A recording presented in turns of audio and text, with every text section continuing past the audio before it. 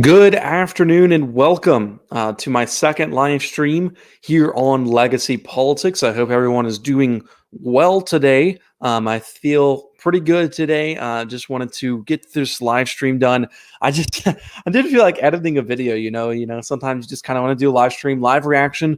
Today we're gonna be watching Trump's interview with former President, excuse me, Sean Hannity's interview with former President Donald J. Trump. I hope everyone can hear me okay. And, I hope y'all are doing good. It's around a 30-minute interview. You can come and go whenever you would like. So we're here. We're ready to go.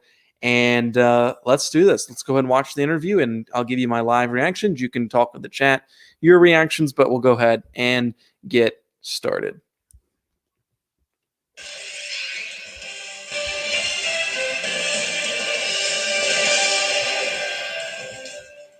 And welcome to Hannity. And tonight we're broadcasting from the always beautiful Mar-a-Lago in Palm Beach, Florida, where in just moments, the 45th President of the United States, Donald J. Trump, he will join us for his first sit-down television interview since leaving the White House. No topic is off limits. No question is off the table. We'll cover Joe Biden, the radical left, the future of the GOP in 2022 and 2024, COVID-19, the crisis on our southern border, the mob, the media, and everything in between. Now, without a doubt, President Trump remains the most dominant force in American politics today, even now, 3 months removed from the Washington swamp. All right, here we go. Making sure y'all can hear it. Everybody can hear it good? We're good. All right. Tonight, for the hour, we welcome the 45th President of the United States, Donald Trump. Mr. President, good to see you. Thanks for joining us. Well, thank you very much, Sean. All right. So I know a lot of wow, this it feels live, but there's no way this is live. Telling me, you were working as hard as you did when you were in the White House, except you play a little golf more. That you're keeping an insane schedule, 7 days a week. You really don't stop. Well, we're seeing a lot of people. We're seeing a lot of good Republicans and a lot of good. Well, is that a question? I didn't get it. And we are working very hard, and a lot of things to do. Plus, I'm getting more involved for a long time. Man, Trump is so serious. You know, he laughs some, but he doesn't like to laugh a lot. But the business is doing well, and we're doing well. It's been 5.5 years of investigations and hoaxes, and I see something came out just yesterday about the Russia was a total phony deal, and they hate to admit it, but intelligence came out. They were putting a bounty. Yeah, on the big bounty deal, and now they say that it was a hoax, just like everything else. So it's a sad thing. You get impeached for doing nothing wrong, then you get a second impeachment for doing nothing wrong. And so it's been pretty wild when you think about it. But and very it's been a wild ride for sure. And I think you're going to see something that will start to take place in 22 and will culminate in 24. And you're going to see a lot of big things and great things for the Republican Party and for the country when you look at the border and all of the things that are going wrong right now. What a shame at the border. Let's start with Joe Biden. Now, I get let's just start with him. Now, I can show you tapes of him in 2016. I can show you tapes of him in 2012. And to me, he looks extraordinarily weak, frail. I think it's very transparent. He's struggling cognitively. He usually averages less. We follow his schedule very closely, less than one event a day. What do you see? How do you grade him 3 months in? Well, he's not really that old. He's going to be 79 years old. That is not old. Yeah, it's not. I mean, late 80s that are just as good as right. They were years ago. I spoke to one who's 92 years old. He wow. said, I feel better than I did 20 years ago. Some people do, 79 really. is not old. But he, look, I don't think it's even appropriate for me to comment on that. It sort of speaks for itself, and people can make their own determination. I know that if it were me, they would be up and down going crazy, right? But I had an instance where on a slippery ramp, piece of steel. If President Trump had the same press conference that President Biden had a few weeks ago, it would be the end of it. It would be all over the media. It's completely right logic. Now, when Biden went down, the press didn't cover it. I mean, if you look at if that were Trump, oh my gosh. It was very Air Force One is a very big plane, and usually what they try and do is shield the wind. You know, when they park it, you can turn it at angles, and so you don't ever have too much. I've never seen too much wind. It can get a little windy, but not the kind of wind that blows you over. But if you look at mainstream media, or as you say, lamestream media, they didn't cover that. If that were a Republican, in particular, if it was me, that would be the biggest story for the rest of the year. But let me ask the question from this perspective, because there are hostile regimes and many hostile actors on the world stage. You got a hostile regime in Russia, hostile actor Vladimir Putin, hostile regime in China, President Xi, you dealt with him a lot. I know. Kim Jong-un, the mullahs in Iran, looks like Joe's already capitulated on that. Now, you know them well enough. I'm sure they're studying Joe Biden. Are knowing what you know, things that I wouldn't know? Are you concerned about their perception of an American president that seems somewhat frail and weak? Well, something's going on, because they never did this with me. That I can tell you. Nobody was tougher on Russia. And frankly, getting along with Vladimir Putin is a good thing. And I got along with him very well. The relationship was very good. Well, I mean, it's definitely a good thing. If you're not on good terms with a rival of a nation, it's not going to be good, obviously. China, and they never sent warships all over the place like they're doing now. It looks very serious going on with Taiwan. And that's a long way away. That's 9,000 miles away. They're right next to it. That's like, it's like very close. So now something's going on with Taiwan. Something maybe is going on with Ukraine. This never was a big subject when I was president. Wasn't at all. As far as North Korea is concerned, I have a great relationship with a certain man that's got great power over North Korea. And you take a look at Kim Jong-un and the relationship that I developed. It's a good thing, not a bad thing. No, exactly. President Putin is a great thing. You know, we should be doing. If you do it correctly, it's a good thing. Along with Russia, instead of forcing Russia to go into the hands of China, the worst thing you could do is put China and Russia together, and they're together, and they get forced together. The Russian hoax was very, very bad for the relationship that we would have with Russia. But I got along well with Putin. I got along well with President Xi until the COVID came in, or the China virus, or whatever you want to call it. When that came Too many names. We made a great trade deal. Our farmers are making more money than they've ever made. Wheat prices are the highest they've ever been. They're doing great because China's buying so much. This was the trade deal that we made. But after COVID, trade just didn't seem that important to me, and we did other things, but it was too bad. Let me go to one of your signature issues from the first day, the day you came down the escalator, and that had to do with immigration. You instituted policies, stay in Mexico policy. It worked. You built, I think by the end, over 450 miles of new border wall. Obviously, walls work. Yeah. Were we having the migration crisis when Trump was president? In 2019, in the summer of 2019, that was a big debate in the Democratic primary. Was it an issue, or is it as big as an issue as it is now? That's the question. That's the question you need to ask them. Putting children in cages. It turned out Joe Biden and Barack Obama built those cages, and the images were from 2014, not 2018. My question is this: imagine, well, first of all, your overall take on how dangerous this is, and number two, imagine if you're president and you have these are Trump's cages overflowing with kids in the middle of a pandemic. That with a high positivity of COVID, what do you think the media? Because there's been virtual silence. Well, why is Fox News all? Why are they all scared of COVID now? Why are they saying that? I don't understand that logic. They would not stand for it, and they're playing it down as much as they can play it down. It's a horrible situation. It could destroy our country. People are pouring in, but you'll see something as the months go by like you've never seen before. Already it's like you've never seen before. There's never been anything like what's happened at our border. And people are coming in by the tens of thousands. They're walking in. All he had to do was leave it alone. If he left it alone, we were setting record positive numbers, and people would have to come in legally. And you know, the other thing that people don't talk about, human trafficking and drugs. They don't talk about it enough. That's the problem. Because that's pouring in right now. Right. Drugs are pouring in. Yes. We had it so tight. That's why you have to have a strong border. That's why you can't let this many people in, regardless if you want them to be citizens or not, is because of that disadvantage.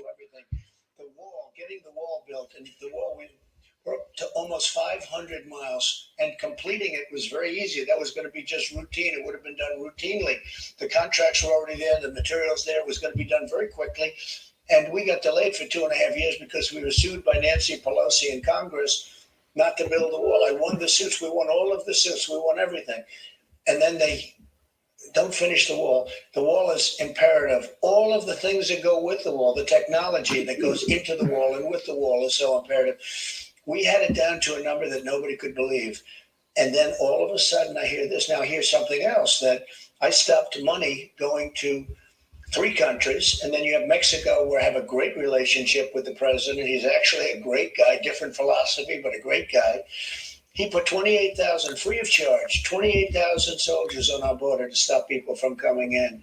And if you look at Guatemala, Honduras, El Salvador, we were giving them $500 million. Right. Yes. Letting us take back these incredible, whether it's MS-13, but horrible people, gangsters, drug lords, horrible. They wouldn't let them come back. So I stopped payment. I said, how much are we paying them? $500 million. That was very early on. And as soon as I stopped payment, they called. We would love to have MS-13 back in our country. They wouldn't let us. If a plane was flying over, they'd block the runways. If buses came in, they wouldn't let you into the country. So we couldn't get anybody back. Now we just bring them back. He ended that. Now what he's doing is they want to give billions, not 500 million. They want to give billions and billions of dollars to these countries. I get along with all 3 of them, with the top people, all 3 of them. But they're going to be taking in billions and billions of dollars. And what's going billions and billions and billions. People into our country. One other thing, they're sending us not their best people. They're sending us people that, in many cases, not in all cases, are murderers, drug dealers, human traffickers, really bad rapists, really bad people. They're sending us people from their prisons. Those people are coming into our country. And of course, that's just common sense, because all you have to do is take a look at what happened in the case of Cuba. Take a look at what happened in it was terrible. It was horrible. The 3 countries, Cuba's in a domestic crisis right now. Unbelievably dangerous people coming into our country. Right. They're not vetted. And that's the same thing that happened with Libya. Libya doesn't even have a functioning government right now because they let so many migrants into the country. Coming into our country, and they're just walking in. And just to finalize it, we're people from Yemen and the Middle East coming in. And they're coming in at numbers. Now, they can't come in through the airports. They can't get on a plane. And we had the policy, the ban. We had a ban, which was a great thing, from very dangerous countries. They're ending the ban. They've already ended it. So that people can come in from dangerous countries. But if you take a look at what's happening with the Middle East, many people from the Middle East are coming in through our southern border alongside of Mexico. What they're doing is insane. They're going to destroy our country. Let me ask this. Joe Biden's been in Washington 50 years. He's the ultimate swamp creature. I mean, he wasn't president, though, Sean. They have 17 days of early in-person voting.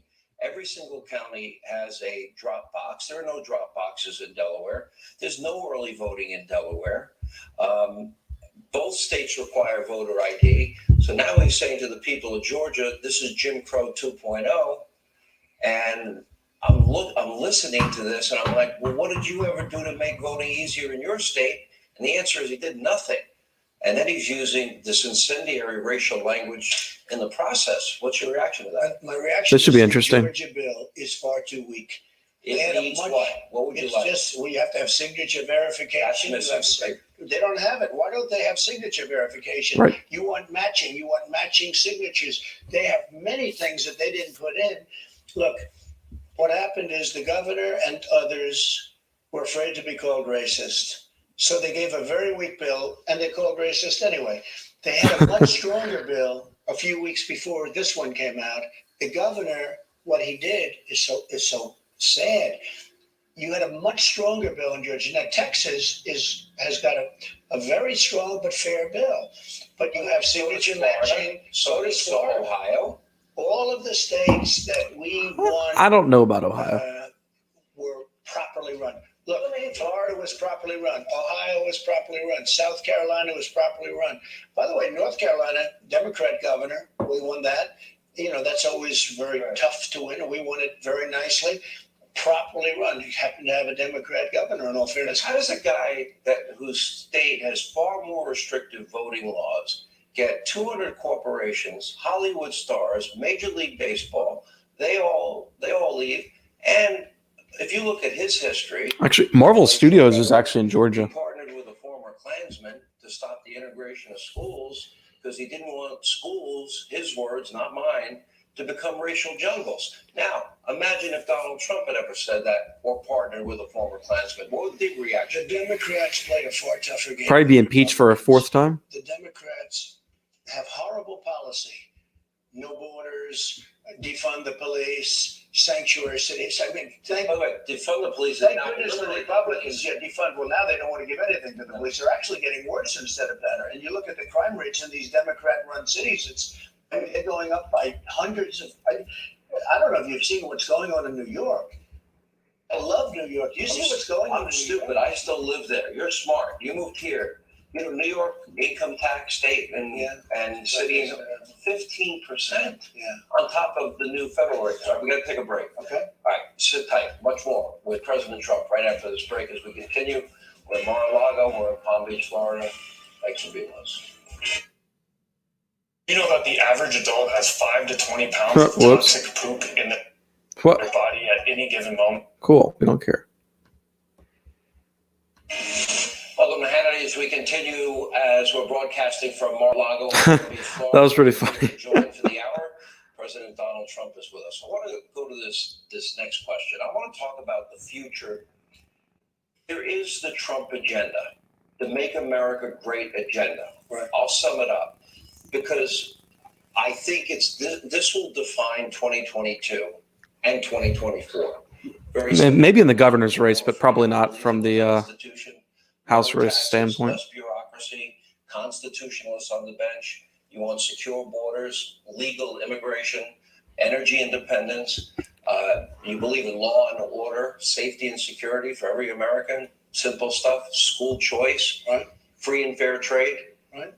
And what? Peace through strength. What am I missing? And many other things. Yeah. Big thing is taxes, low No taxes. taxes. How about correct The voting? biggest tax increase you've ever seen. Pro-life, Second Amendment, so many different things that, look, we got 75 million votes. It's more than any sitting president in history by far. The word was if we got 65 to 66, we got 63 the first time and won. 62. If you got 65 to 66, there was no way you lost. We got more votes. We got 12 million more votes than we got. And it's never happened to another president. I don't know if you know, Sean, usually in a second term, a president gets less votes. I got 12 million more. It's the biggest that's ever happened in history, from 63 to 75. Never happened before. And all of these things are good. These are popular things, but more important than popular, they're great things for this country. But how do you get the people in the middle to vote for you at the end of the? I mean, even if you got 75 million votes, Joe Biden still got 81 million. So I think you have a cabal. You have a group of people that are sitting around a table. the thing the president needs to do is to get the middle vote. He has to get the votes who swung to Biden just because they didn't want Trump in office. That's the votes you have to get back. In 22, we have a real chance. We were supposed to lose 25 seats. I got involved. I called 56 different districts, and we ended up picking up 16 instead of losing All 27 toss-up races before the election went Republican. All 27. every single, and we didn't lose one seat, Okay, so here's my broader question, and I which has never happened before. okay, so I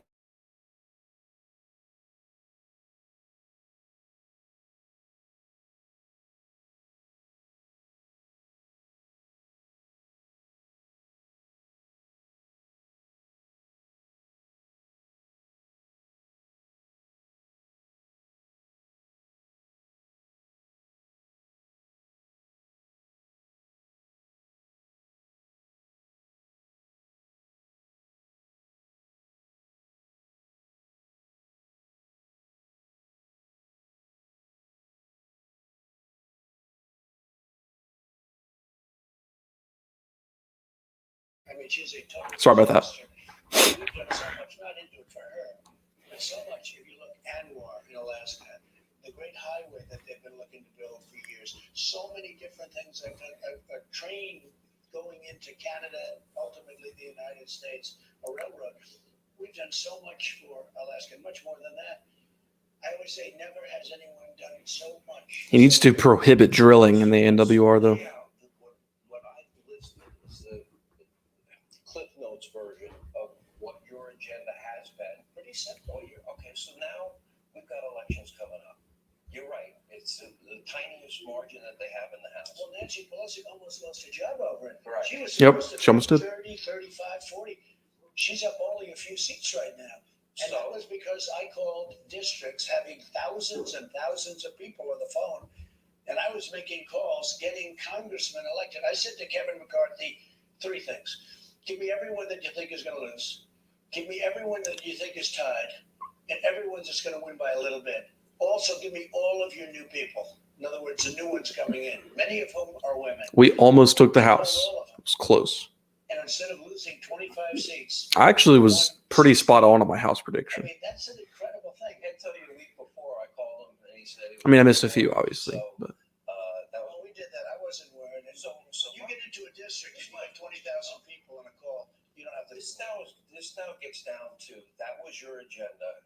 You're right. You went up what 12, 13 million more votes the second election than the first one.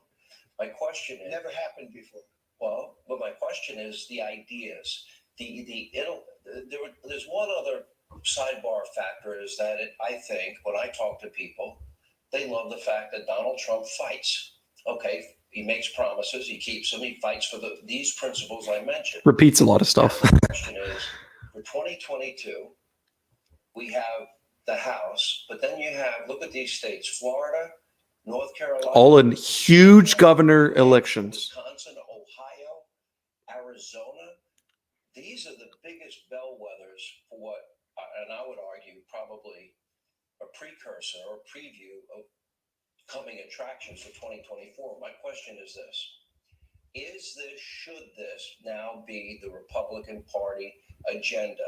Should anybody that wants to run for the House or the Senate, should they take this Make America Great agenda? Yes. And fight for those things? Well, it should be all about America first. America first only. We've expanded the Republican Party. You've seen, I mean, the Texas border, we have the biggest Hispanic vote since, as the governor said to me, he called me up, great governor. He said, since Reconstruction. I said, you're talking about Civil War, right? He said, since Civil War. If you want to win and win big, you have to do that. You have to do it now. Yeah, you have to stand on the values that won before. 75 million votes won before. You have to stay on the values of America first. You would have lost at least 8 senators. You would be right now, if I didn't get involved, you would be 60-40 with the Democrats leading. The governorships are huge. We just endorsed, as you know, Sarah Huckabee. She's going to do fantastically well. Most people dropped out of the race, and she's leading by a lot. We've endorsed a lot of Senate candidates. Some of the endorsements I don't agree with, however. 41 points, and it looks like he's got clear sailing. Marco Rubio. Marco, many people. Look, many people. And I'm not looking to reinvent the wheel. I'm not looking to say, well, we want super conservative, only Trump. I also want them to win after the primaries. But I'm at 128-2 when I endorse people, 128-2. And if you go back earlier than that, we're at a much even higher number. He just said something very interesting. I don't want them all about only Trump. I think that's I don't agree with that. Because I think it's hard to get out people to vote because of how big the movement of Trump was. The agenda I spelled out: liberty, freedom, First, Second Amendment, constitutionals on the bench, low taxes, less bureaucracy, energy independence, peace through strength, border security, legal immigration, free and fair trade. That's if every Republican running ran on that agenda and made a promise to fight hard to implement that agenda. It seems to me, based on the number of votes you got in 2020, that would be a winning formula. My question is, will you help them formulate that narrative? I don't think it's that complicated. Not complicated. It's common sense. You know, it's like it should be the party of common sense. You need people that can lead, that have a vision, that have personality. Otherwise, the clock is the clock is ticking. Sean, we have much better policy. Second Amendment. Well, I mean, Taxes, but regulation, you didn't mention regulation. even if you have much better policy, you have to construe that. You have to show that to the American people. Regulation, I think, was more important. And you know who a big beneficiary of that is? Biden. Because I cut That is true. much. It used to take 20 years to get a highway approved. Now you can do it in a very short period of time. Let me take a break. I want to come back. There's a lot of issues involving warp speed, the vaccine, COVID. This should be interesting. Why some states did well. Oh, if we have another ad. Dr. Fauci. We'll get to all that. More with President Trump on the other side as we continue. Beautiful Palm Beach, Florida, Mar-a-Lago, as Hannity continues. Okay, here comes an ad. 1 second.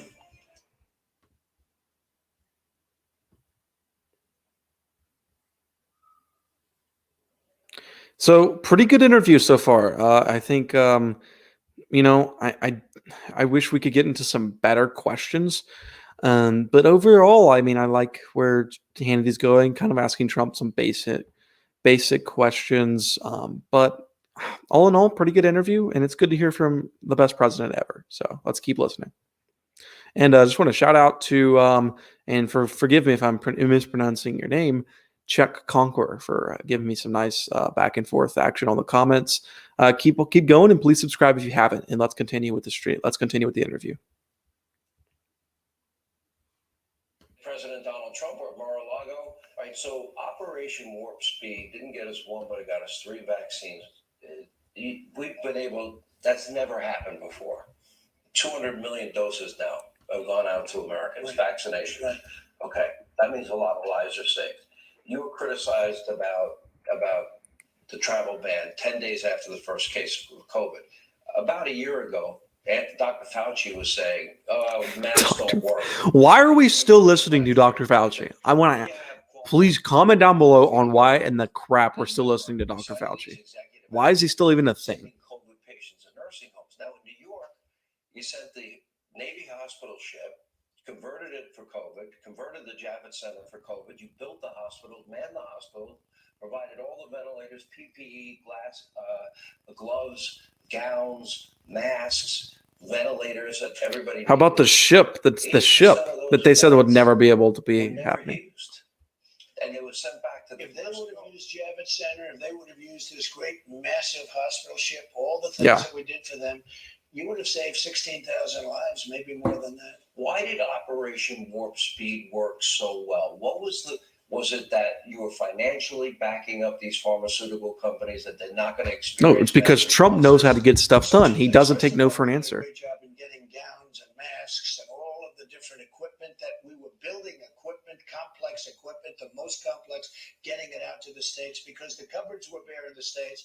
And I inherited bare cupboards. There was nothing. We had practically nothing in this country. And now it's been totally rebuilt. We did a great job. We got very little credit for the great job we've done. And then, as you know, Federalist, it should be up to the governors. Some governors were fantastic. I could write a great book. Some were less than fantastic, and some were absolutely terrible. But we, like Ron, did a great job. Most of them are absolutely terrible. Even some Republicans. Most red states. Really most red states. I mean, they did a really some blue states. Not all blue states were terrible. State in the whole country is Michigan, and Michigan is the worst in our country. How did you get warp speed? What was the mandate that pushed these companies to do something that had never been done before? So I was told by Dr. Fauci and by many people, the quickest you're going to have a vaccine is 3 years, and it could be 5 years, and it could be longer than that. And that's why we don't listen to Fauci. Why is he still on the political scale? Because he gets paid too much. I did a video about that earlier this year. Nobody has ever pushed. They hate me. They hate me so badly, and I understand it. And there's a list of people that hate you. No, you're okay with that. That's okay. Look, we're helping people. We're saving tens of millions of people with the vaccine. So I pushed them. They had all these statutory. I'm not taking the vaccine. We got it done in less than 9 months. It would have taken minimum 3 years, would have probably gone 5 years. I don't think they would have ever had Didn't it. you back them up financially as well? Yes. Okay. Then I did two things. I backed the companies up financially, and Pfizer didn't want to admit it, and they had to retract their statement. You know, Pfizer's really in. Okay. I'll give you a little breaking news. Pfizer is in with the FDA. And what the FDA did Give you a little Johnson & breaking Johnson news. is so stupid. You know, they all want me to do a commercial because a lot of our people don't want to take vaccine. You know, I don't know what that is exactly. Republican, I don't know what it is. You encourage people to get it. I encourage them to take it. I do. But they want me to make a Did you get it? They want, yes, I did. I had it and I took it. Okay. You got both. Because I believe. So here's the thing. They Wow. want me to do a commercial saying take the Trump just vaccine, encouraged people to take the vaccine. and they think that's very Why is that not all over the news? And when was this, last night? You just did something. 6 people out of 8 million people. Somebody said that Tylenol, women's birth control, all cause far more. 6 people Out of 7 million. experienced some difficulty. Hmm. 6 people, and that's too bad. It's terrible. But they paused it. That's the worst thing you could have done from a public relations standpoint. They paused Johnson & Johnson vaccine. And it probably even affects the other vaccines a little bit. But they paused it. It's had a devastating impact. I said, they want me to do a commercial, some commercial, and they do this pause. Now, here's your breaking news. They love Pfizer. They get along with Pfizer so well. And Pfizer doesn't like me because I put favored nations on prescription drugs. And favored nations will mean if Biden stays with what I did, it's in the courts now, it will mean we have the lowest prices. We have the highest prices in the world by far. And in fact, last year, I got them to be slightly lower, but just first time it's happened in 32 years. But here's the thing, 52 years. Yeah. But here's the thing. I put a favored nations clause. So Pfizer and all these drug companies dislike me also. You know, I can be liked by everybody, but I won't be doing a good job. So True. That is a good statement. I could be liked by everybody, but I wouldn't be doing a good job. For the exact same pill made in the exact same factory that comes in the exact same box. And what I did, Sean, is put a favored nations, meaning the United States will pay whatever the price is of the lowest nation in the world. The drug companies went crazy. They spent a lot of money, and they did something else. They got together. Why are they charging us more? They got together with the FDA, and before the election, they knew we had the answer. Before the election, instead of saying we have the vaccine, it works, 95%, all this, they waited 2 days after the election. Pfizer did that with the FDA.